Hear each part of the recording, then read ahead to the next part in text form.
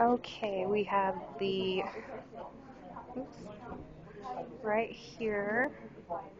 These are the lateral ventricles. The intraventricular foramen is, sorry, let's pencil here. This right here, where it goes like this. The third ventricle is this here.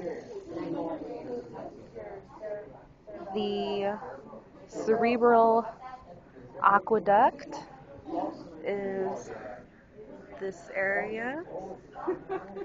And the fourth ventricle is this piece right here, fourth ventricle.